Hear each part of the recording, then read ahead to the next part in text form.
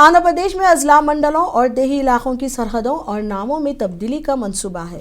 मुमकिन तब्दीलियों के हवाले से काबीना जिली कमेटी का पहला अहम इजलास आज सेक्रेटरीट में मुनक्किद हुआ। 7 वज़रा पर मुश्तमिल इस कमेटी ने अवाम और अवामी नुमाइंदों से मौसूल होने वाली तजावीज़ और दरख्वास्तों पर तफसीलन गौर किया।